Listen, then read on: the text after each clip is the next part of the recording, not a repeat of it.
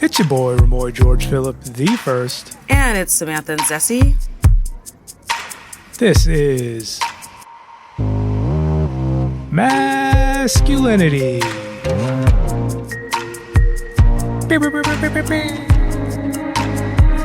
The show that investigates the performance of masculinity in the world today.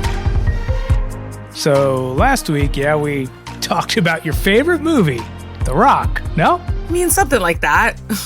But now we're back with a conversation that's thankfully gotten some traction the last few years. We recorded this mental health episode a while back in 2020 with Eric Kussin, but then the world shut down.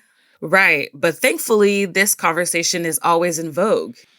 That's a interesting way to put it, but I guess I don't mind a conversation on mental health being in style. I guess that's what that means. Oh, is that right? So I know you care about mental health for the world because you're a good person, but how about your mental health, Ramoy? Is RGP1 finally taking his self-care days? Self-care days, no, but I do have my favorite therapist, and they are great, and we have a great time, and it's a great place for refuge in my life, so I'm grateful for that. I mean, it looks different for everyone, and I appreciate that you have a great relationship with your therapist. I know you don't want to tell it to people now, but I know that puns and being part of the literati also keep your mind easy. So, hey, that's all I can help for you. Whatever you say, dog.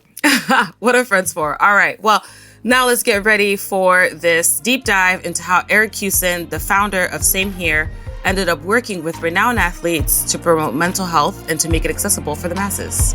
And that's after the break. Are you ready to help us undefine masculinity for the next generation? It's time to rally behind Next Gen Men's Voicemail Magazine crowdfunding campaign. The founder and editor of Voicemail Magazine is retiring. Voicemail has been capturing the stories of the pro-feminist men's movement for the past 40 years.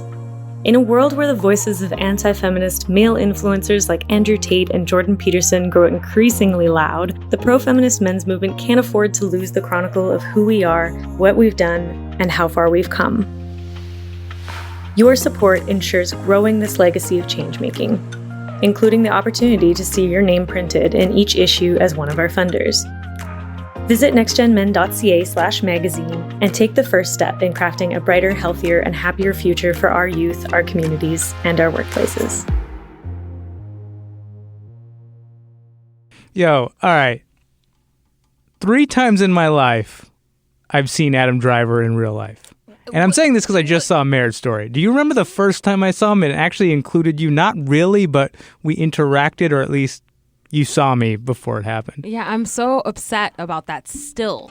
Once he set down a box of Cheerios in front of me, but like the healthy kind, because I worked at a health food store, and he sat it down like on the counter, and then I rang him up, and I so wanted to be like, dude, you're fucking Adam Driver.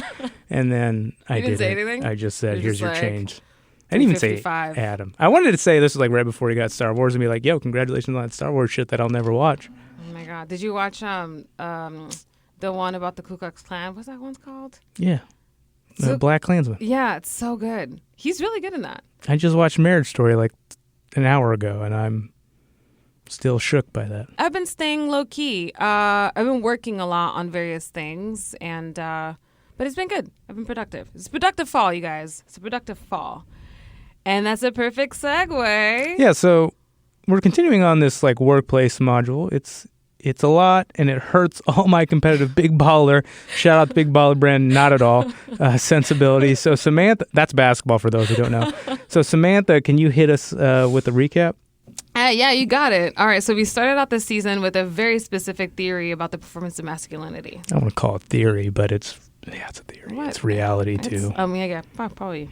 Yeah, reality. So we identified 5 pillars that seem to be fairly consistent manifestations of said performance across different sectors of life. So we, think about sex, stoicism, consumption, dominance, and physicality. So we've talked about at least, sex, stoicism, and consumption a lot, and of course dominance, and now we're about to get into some physicality. All of these pillars or themes really pervade through each of these modules. It's really interesting to actually take a look at how the performance of masculinity gets institutionalized through work. Yeah, so when we started this workplace convo last week, we talked about the workplace, mostly in the context of the corporate sector or, at least, within the office. I want to make like a Steve Carell like office joke, but then like watching The Office, you're like, oh, this is like literalizing and emblematic of everything we're actually talking about. So I can't even make a joke about it, but that's fine. It's too real, too close to home. An interesting nugget we discussed is this.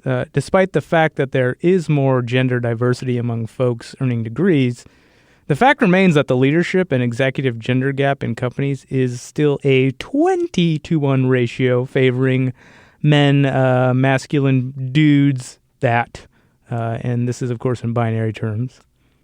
Even though companies with diverse leadership perform better, executives are still overwhelmingly dudes. Yep, but we're not going to be talking so much about that today. Great. We're going to be talking about... Ramoy, what are we going to be talking about? Nope.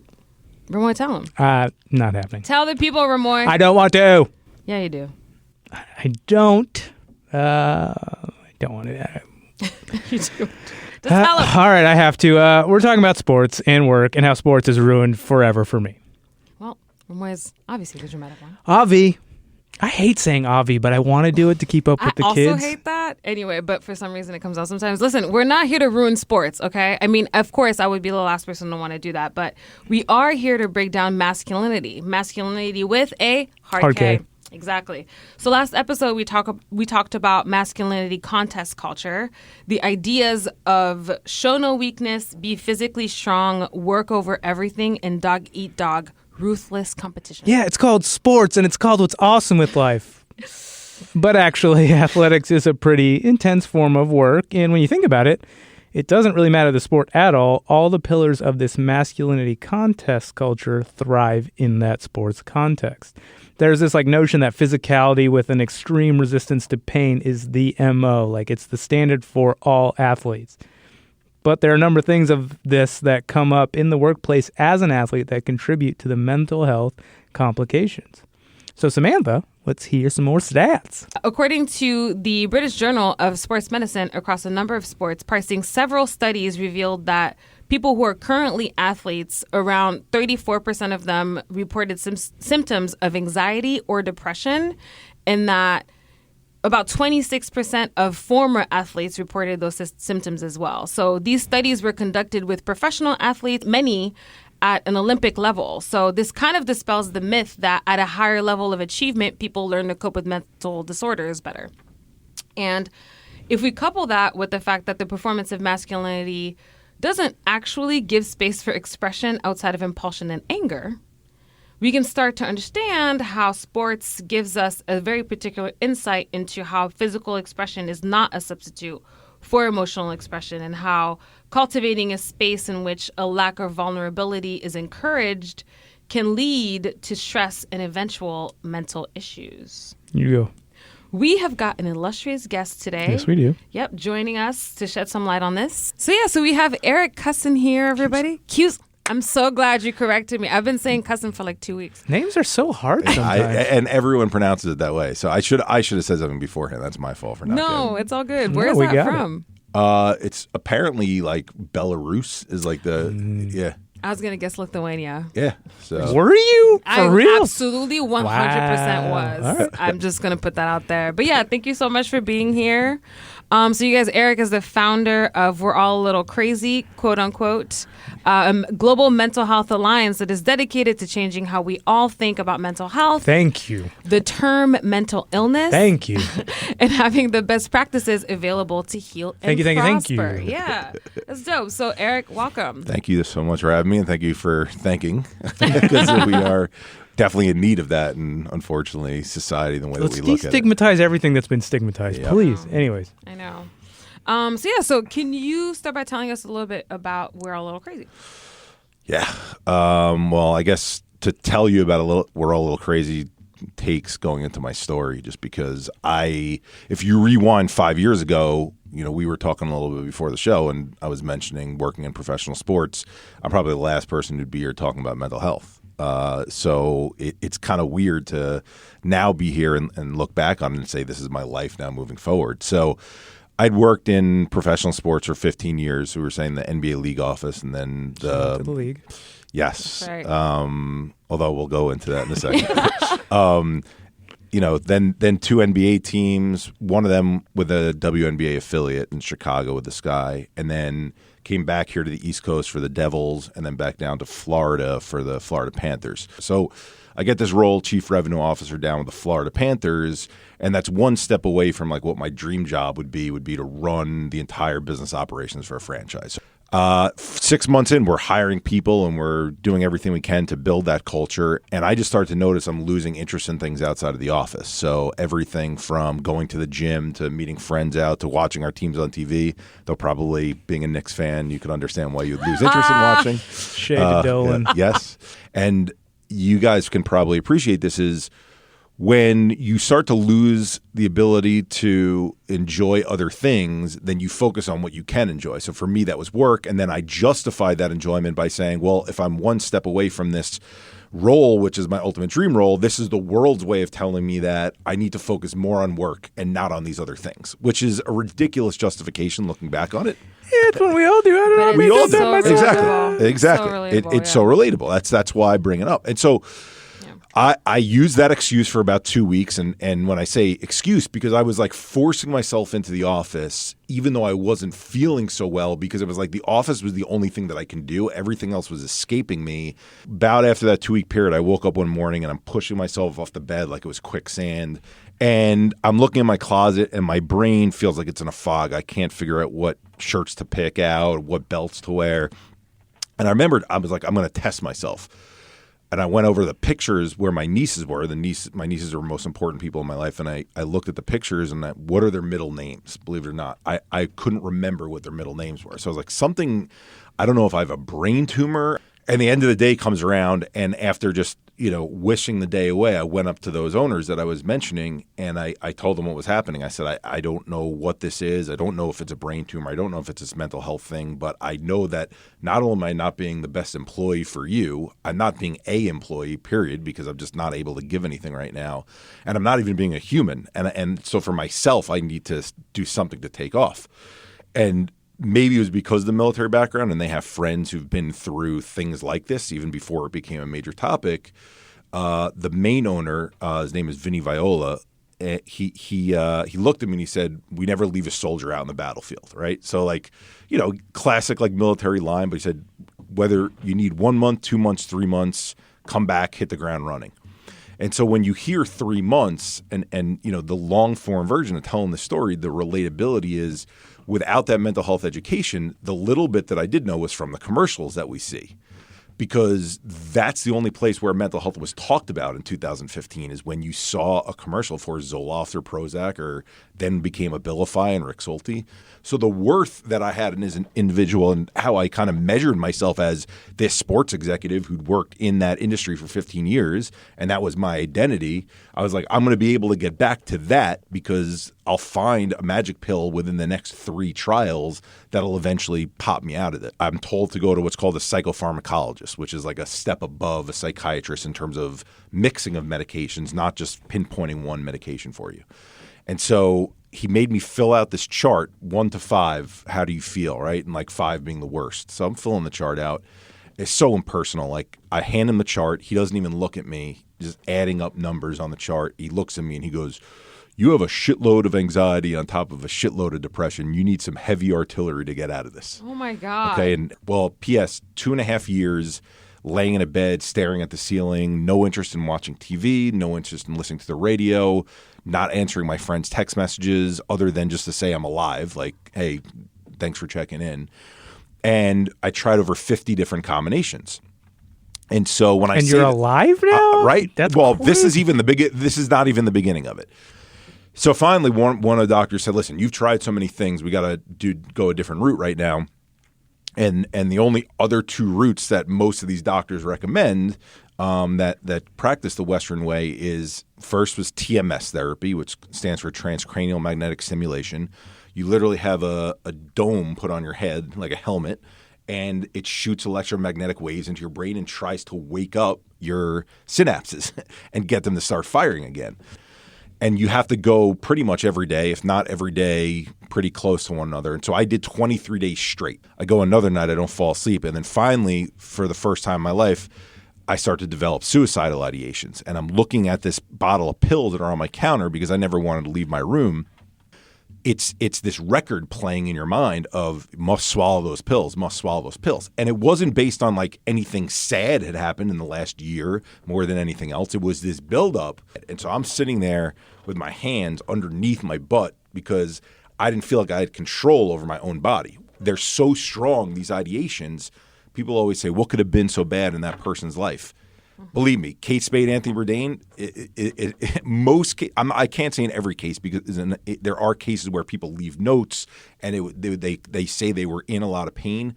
There are a lot of suicides that happen where there are no notes and you have no idea what happened. The brain can break. So my mother's a retired school teacher. My father's a retired school principal. They go to all these like continuing education courses to keep their mind sharp and blah, blah, blah. And so this woman was teaching this course on what's called integrative breathing practices. Meditation. Yep. Pranayama. Exactly. Yeah. So I go to see her like a couple days later, and her name's Donna. First question she asked me is to tell her about my life. And so juxtapose that to all these other doctors I had seen for 2.5 years who the first question was, what are your symptoms? Okay, based on your symptoms, here's what we have for you. And I said, my older brother from the time I was 13, he broke his femur bone in an accident, was in a body cast for a year. Heals from that, and literally like a month later gets diagnosed with ALL, a children's form of leukemia. And finally, after 5 years, goes into remission. Month later, driving with his friends in an open Jeep Wrangler, no seatbelts in the back. My brother flies out of the back, lands on his head, cracks his head open, loses partial vision in his eye, is in ICU for a month. Heals from that. And then we get a little bit of a respite. A year goes by without anything, and he gets diagnosed with a relapse of the same leukemia he had as a child. So they give him a much stronger set of drugs in a shorter period of time, and his body starts breaking down. And his body's going into what's called septic shock, where the organs are attacking themselves. And so it's progressed enough that unfortunately he goes into a coma, and now he's in a coma, and he stays in that coma for 3 months. And then his kidneys fail from the rigor of the septic shock, and my father has to donate a kidney to him. So I'm telling this woman this story exactly like I just told you, like bullet point after bullet point, and her like jaw is dropped, and she's like, Eric, is there anything else that happened to you? And my immediate response, what do you mean what happened to me? This all happened to my brother. Mm-hmm. And she's like, no, this happened to you. She's like, yes, it happened to your brother. I'm not taking that away, but like you lived through these experiences. Did you not care about your brother? She's like, you're a sports executive. Let me make an analogy. You had a front row seat for a basketball game where what was playing out on the basketball court was this trauma going on for a 20-year period, and picture that trauma had like tar coming off it every time something happened, every time there was a play. And so you're getting splashed with this tar on your body. You've done nothing to clean the tar off your system, so your system's been dirtied by it. And so I said, well, probably. Great analogy. Right? The reason I brought that up is because she's telling me that watching things happen to other people, there's also things happening to us at the same time. And so this was the first epiphany for me, not necessarily in starting this organization, but just in like this whole world view of mental health. I said to her, Donna, let's forget about my situation for a second, and let's just talk about the rest of the world. Job losses, divorces, breakups, loss of loved ones, sicknesses, bullying, cyberbullying, verbal abuse, sexual abuse. I said, that's only part of the list. There's like 70 things I could probably think of off the top of my head right now that happens to all of us. So if that's the case, then who in this world doesn't have a mental health complication? My perception of mental health, and I would guess the majority of society's perception of mental health, is that it's when we have this thing called a disorder, and it's genetic in nature, and we're born with it, and we have to then deal with it because it's an issue, and then we know that we have to take medication for it to get better. So she sends me to this course called The Art of Living, which is a course given by it started by a gentleman named Sri Ravi Shankar, who's out in India, and he invented it in the early 80s. But most people in the U.S. have no idea who he is. Meanwhile, 350 million people worldwide follow him. The 3 days were amazing. And I love learning the science behind it. I kept asking questions. So they were teaching us about the vagus nerve in our neck and how our breathing practices totally the way that we breathe when things happen to us in our life, right? You're holding your breath, waiting for the next shoe to drop. So essentially you're sending messages to your entire body. Stress is not a bad response. You guys have probably heard this before. Like, we need stress to get us moving and do things. But when you're in a state for that long a period of time where you think something bad is always going to happen, your system just collapses. And that's what happened to me. And so she, my Donna had even said to me, I'm surprised you're coming in here at 35, which is when I came in, as opposed to 22 or 23 early on when this happened to you. The reason why I didn't come in earlier, and this when we start talking about some work-related stuff, is because for me, being that sports executive was what I loved doing. So in one way, that was a positive coping mechanism. Mm-hmm. But in another way, it was not a good coping mechanism at all, because I was so focused on that work that I didn't work on myself, right? And so think about a professional athlete, we'll get into that, who is patted on the back for coming in early and leaving late from the weight room. Are they working on their stuff? But the thing is, that's good for a certain period of time. It's not good to do 24 hours a day and neglect other parts of shit that we've never dealt with. So I do the breathing practice for those 3 days. I don't feel any better, but I learned a lot about what it's going to eventually do for me. And so I buy into this concept of essentially I'm going to be making room in my brain, right? There's a reason why the app Headspace, no disrespect to Headspace, the reason why Headspace sells so many subscriptions, Andy Puddicombe, I'm sure, is a genius at what he does. They have brilliant marketing because they called the app Headspace and they didn't call the app Modern Meditation. Okay, back to the pranayama stuff. Like, people can understand the concept of I need to make more space in my head. So it was easy for them to buy into that and be like, oh, I'll sit through someone guiding me to make more space in my head. If they had called it Modern Meditation, people would have been like, oh, no, thank you. I'm not doing that. So I'm doing it at home for like 45 minutes a day. 30 days in, I wake up and all of a sudden it's like a light switch went on, and all of a sudden I care about what's on TV. I care about like what I'm going to be wearing that day, or that I'm going to have scrambled eggs for breakfast, or whatever it is.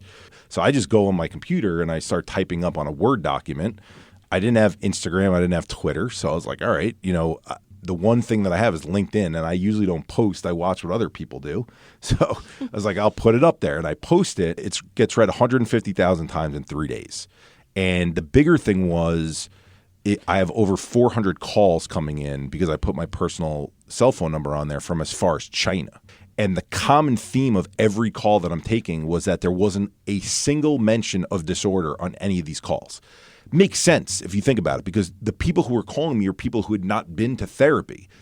And it's people who they heard what I talked about with my brother in this story, and they were like, Eric, I lost a child to SIDS 5 years ago and I've never been the same. Or I broke up with my college girlfriend and it's been 5 years since, and I'm dating someone and everyone would think I have the perfect life and I have a great job and I'm stable. But every day of my life that goes by, I think about the fact that I'm not with that girl of my dreams, right? Like, these things that we take for granted that eat away at us, and we don't think it's that big of a deal, right? But then it could be something as serious as losing a child. And the reason I give those two examples, because everything in between those two is losing a child is the worst thing in the world. You should never have to bury your child. Breaking up with a significant other from college, we've probably all done that, right? But you think about that, and if that is something that you focus so much on because you miss that person, well, you're going to obsess about that every day, and that's going to create this wheelhouse of anxiety in your mind. The idea for We're All a Little Crazy grew out of my own experience, but then hearing the feedback on all these calls, which is it doesn't matter if it's breakups, divorces, job losses, sickness of loved ones like it was with me. We all go through something and we all go through challenges, and that's the common human thread that ties us together. And then where we end up with these feelings of exhaustion, difficulty getting out of bed, brain fogginess, and yes, to different levels. I'm not going to claim that everyone has the same level, but we can all relate to those symptoms, but we don't talk about those symptoms. All we normally talk about in society, and I'm purposely using the term normal, is this person has this label or they don't. Yeah. And so you're it or you're not. So why did we come up with We're All a Little Crazy at first? Because that's how people feel about it and have been trained to think about those things. So crazy was like, okay, let's use crazy in quotes, like you were saying when you described the name, and the A upside down when we use the logo. so that we're almost poking fun at the word normal. We're saying there is no normal. There's not one person in the category of normal. We're all a part of this group of crazy people, right? And crazy comes at different levels. And so, I went to the biggest nonprofits in our country, their websites, and I was like, what am I missing here? What I knew that being an athlete, I had to take care of my physical health. So I went to the gym. And I worked out, and I, talk about, your shot. You're trying to get like your form for your shot the right way. Why did I not know growing up when I'm watching all these things with my brother and my friends that I also needed to work on my mental health? What are these organizations not doing to get through to us that I'm missing this as someone who wants to take care of myself? That these 400 people who called me, when you're in your own head, you don't realize how many people this affects until you put it out there, and then all these people call. So you're like, so all of these people are probably a microcosm. It's just these are the people that my story reached. What about all the other millions and billions of people out there who are going through the same thing, have no idea what this is?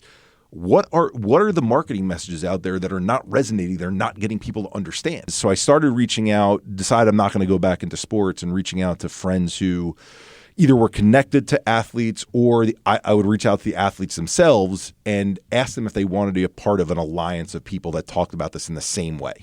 Meaning, instead of allowing the media to drive the narrative, can we drive the narrative? So that was the impetus for the awareness campaign, is getting all these athletes and people in entertainment to start sharing their stories with us and using the sign language sign and using the hashtag. And then everyday people started sharing, and that was the hope, is that like we'd start to get submissions from people being like, I can share my story if XYZ celebrity can share their story. You worked in the sports industry for a long time as an executive, and we were here talking about leadership with the other day and how people generally associate leadership with masculinity, or at least they see it as a masculine trait, right? And so I'm wondering, in your experience as an executive, do you feel like that line of thinking was present in your organization? So getting into the NBA at 2001, which is where I first graduated. I mean, I even did internships before that, where it was the same thing, where it's male dominated. I mean, sports industry specifically was male dominated, especially at that time. However, which was when? So 2001 was when I started the NBA league office. So literally right at the turn of the century. Yeah. But I had done, again, internships for sports teams and organizations earlier in the 90s, and so male dominated there as well. Most of the senior level executives being men. The thing is, the NBA was always looked at, especially under David Stern, who just passed away, unfortunately, as the progressive, of the leagues. And so there were more women working in leadership positions than there were at other teams and leagues, but it was still, the number was low relative to men. And so there's no question there was an old boys network, and those folks took care of each other. And behind the scenes, there were probably questions going on, and maybe I was a little bit young to notice it, where the guys stuck together. But I would say my learning was, even when there was this move towards women getting more and more positions, as I started to move up, and certainly not equal opportunity, because I think we'd be kidding ourselves even in 2020 that that's the case. But even with a lot of these organizations, like there's an organization called WISE, Women in Sports, right? Women in Sports Entertainment. So it's like you see these women go through all of these metamorphoses where they are getting more opportunities, and they have conferences to celebrate the changes that are taking place. And you heard about the story about the 49ers coach that was a female, that was the first female coach to be coaching in the Super Bowl. Yeah. And these are all great things.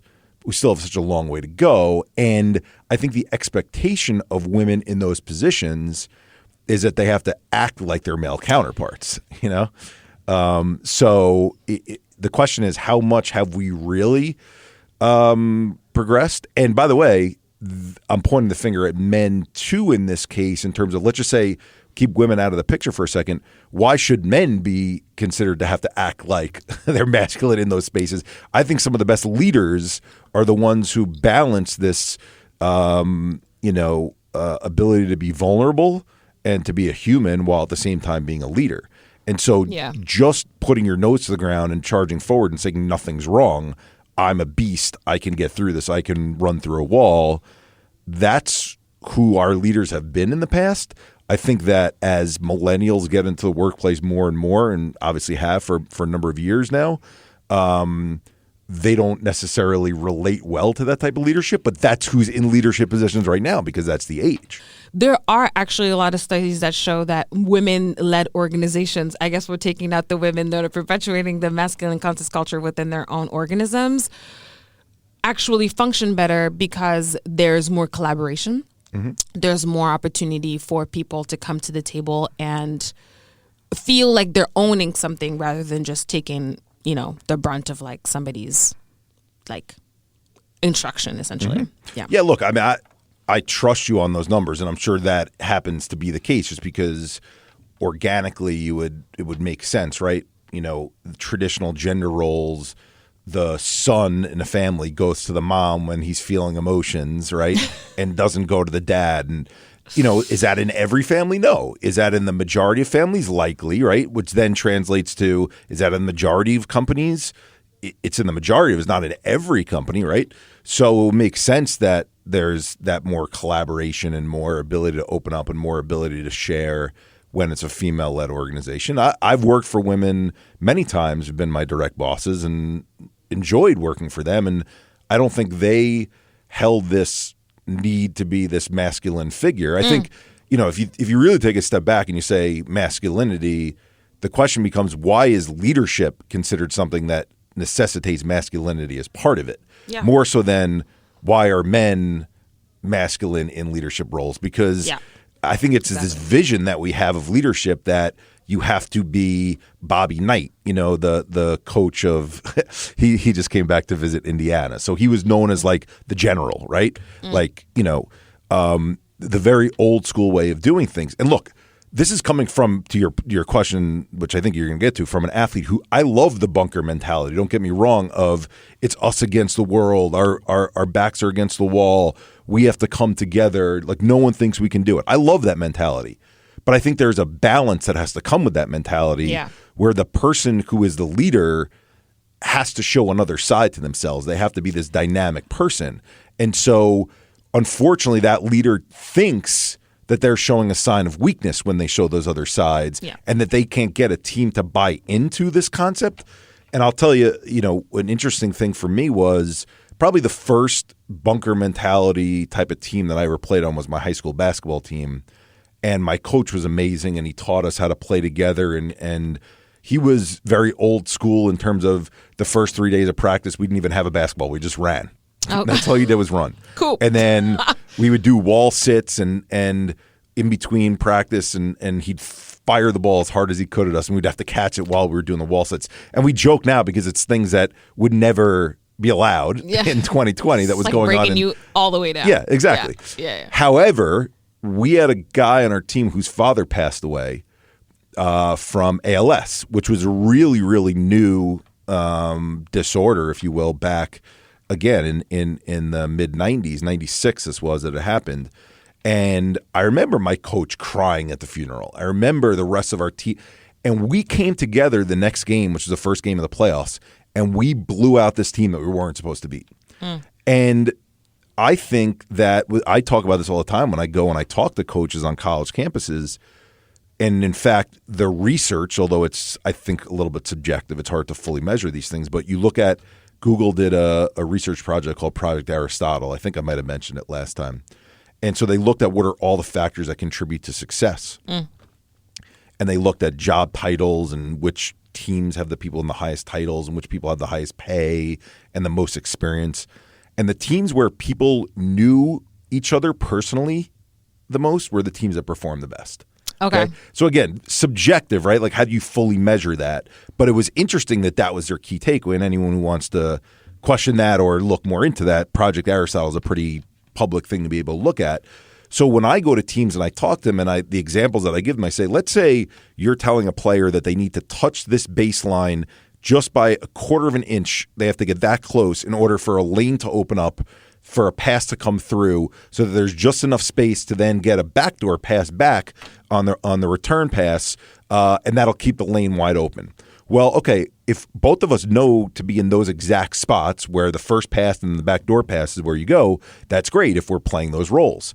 But if I know that person who's passing me the ball and vice versa in a more personal way, there's something about the way that you're able to read each other, and there's something about the chemistry that you have that for whatever reason, there's a wavelength that you're on that's way beyond anything that happens when you just practice and just get the play down the right way. So I believe that translates into the boardroom the same way it does on the field or on the court or on the ice.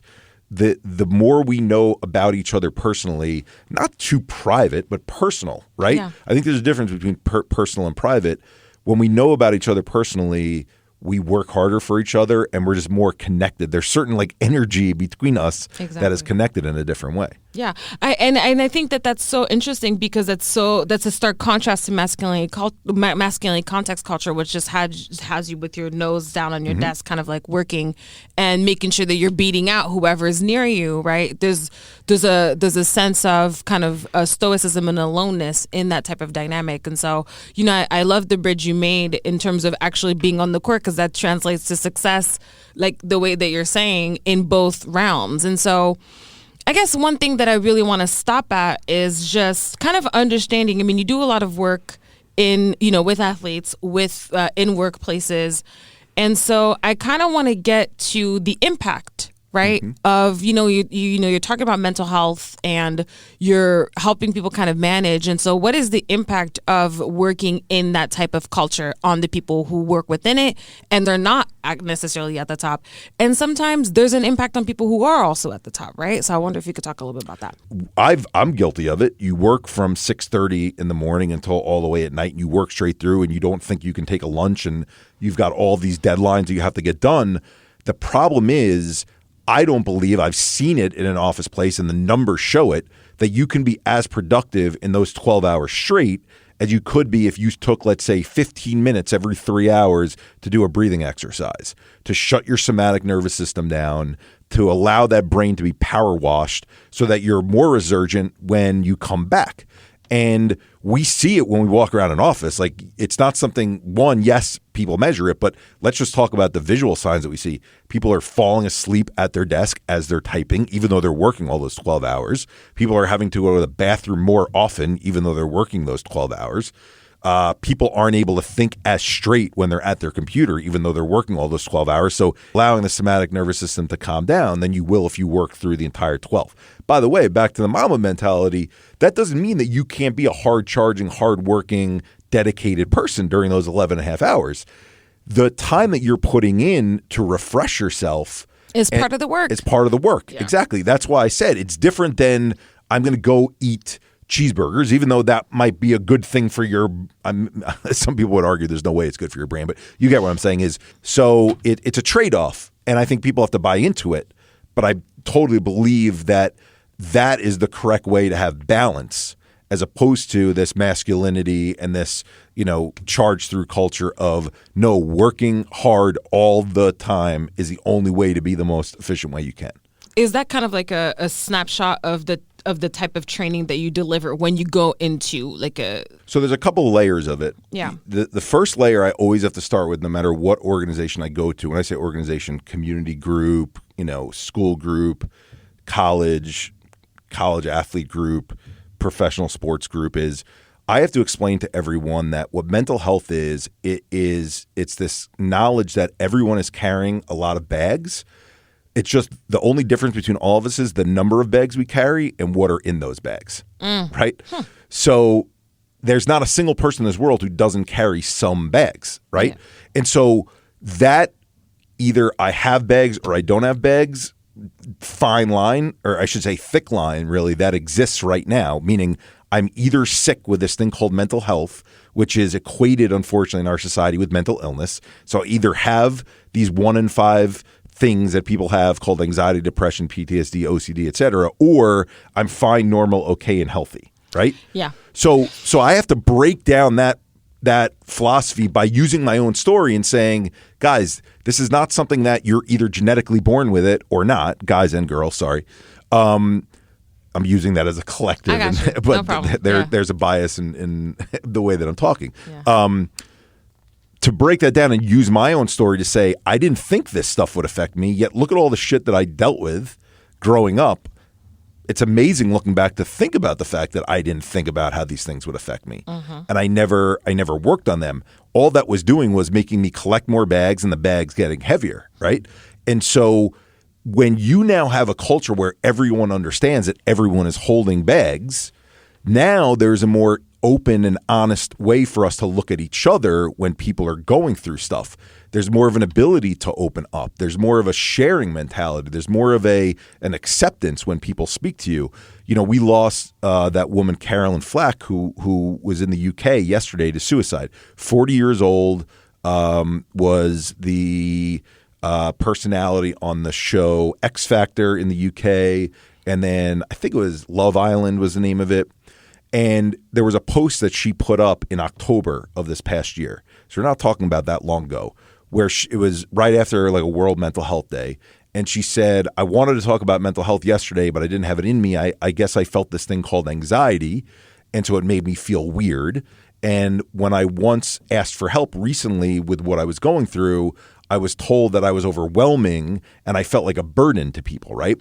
So think about that. If that's how people feel when they open up, well, then you can't have a culture of sharing. So I have to make it normalized for everyone to understand that every single one of us has something to open up about. That doesn't mean that everyone is going to open up, but what that means is it's going to soften the culture where now more and more people are willing to open up. Yeah. So that's always the first round of what we do when we go into any organization. And the cool thing for me is how I explain it to one group certainly differs from how I explain it to another group.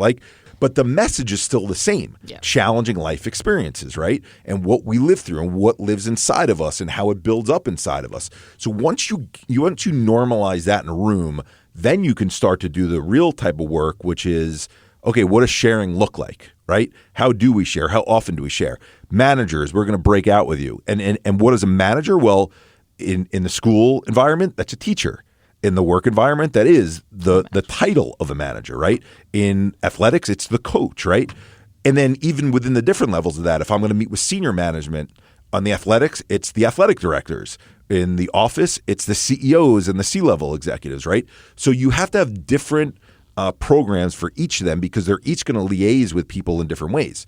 The most important thing for people at the top of the organization is to show vulnerability. Yeah. And to have and by the way, I'm not advocating for them losing their position as an authority figure. I'm saying that there's a way for them to show their human side, which gets buy-in from employees even more so that employees feel like this office is a safe space. Yeah. The managers I work with on more tactical things. So what you just asked me about, is that what I do with organizations? The breathing practices, the yoga practices, the Qigong meditation practices. Those are things that I do with the managers so that they can be empowered to help their staff and say, okay, here's how we're going to do it. We're going to do it together as a group, 15 minutes once a day, 15 minutes twice a day. Or you, Jimmy, you, Sally, you can go and take your time whenever you need it for your 15 minutes. We have a room dedicated for you to do it, right? Yeah. Different organizations want to do it differently in that way, and I have to be respectful of that.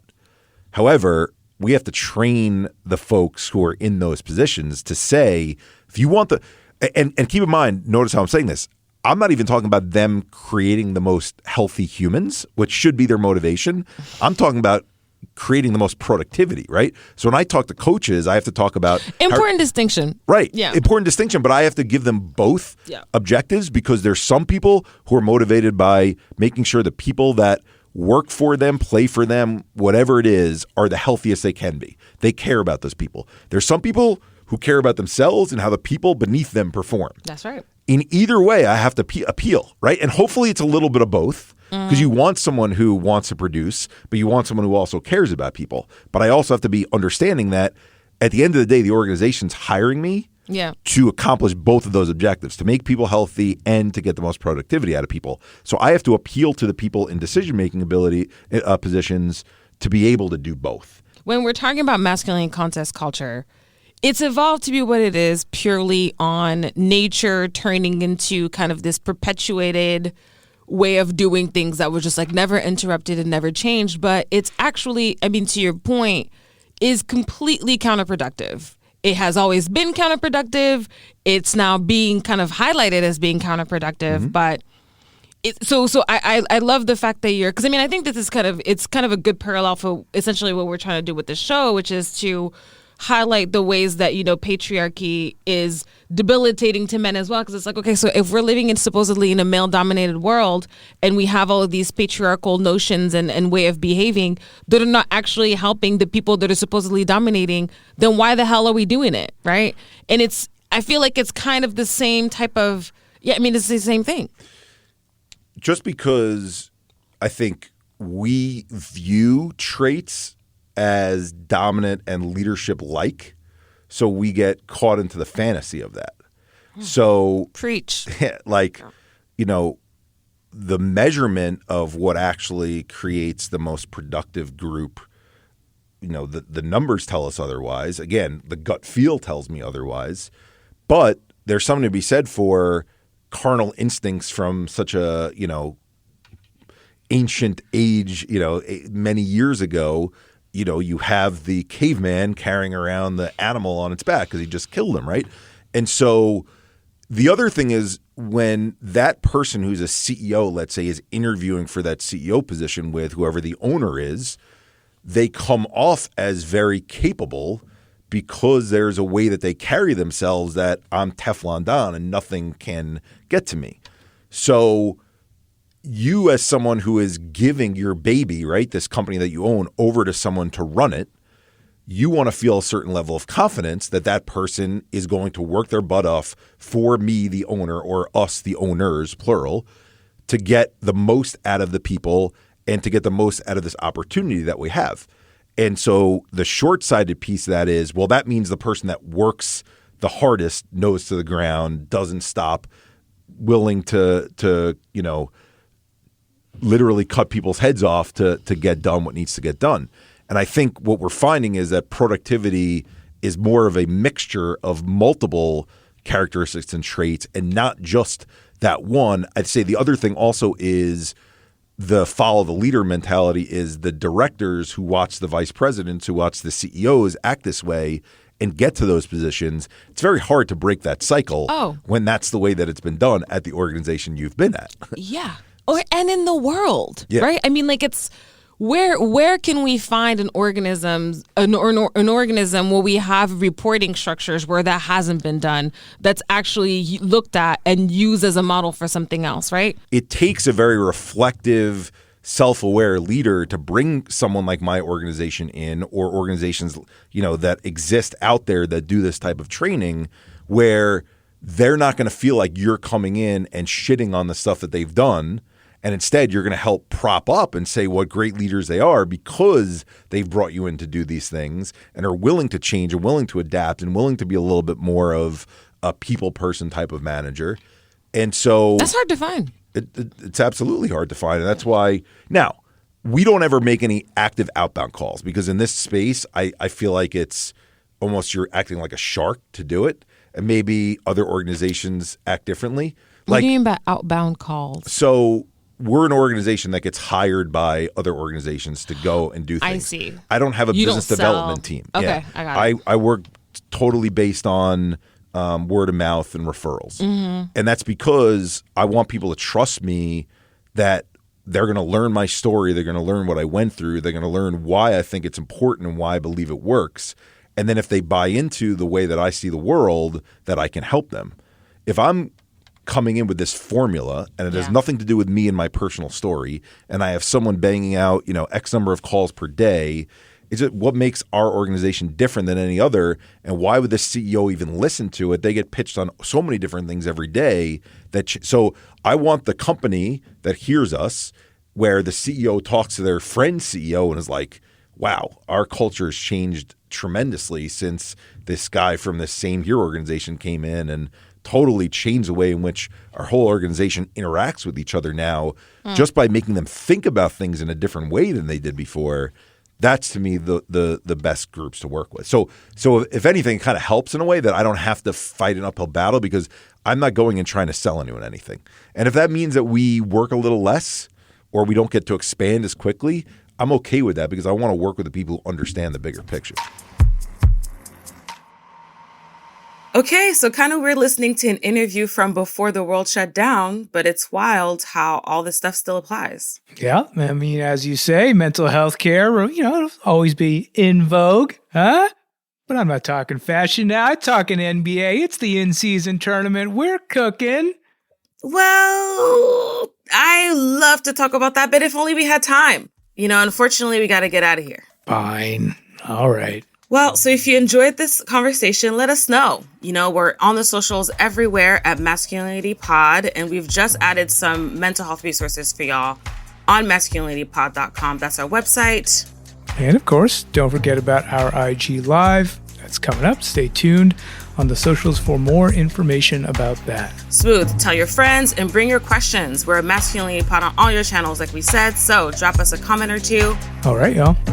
It's your boy, Ramoy George Phillip, the first. And it's Samantha and Zessie. Thank you for listening. Peace. Ciao. I would be like the one who's like, yeah, things are like fashiony.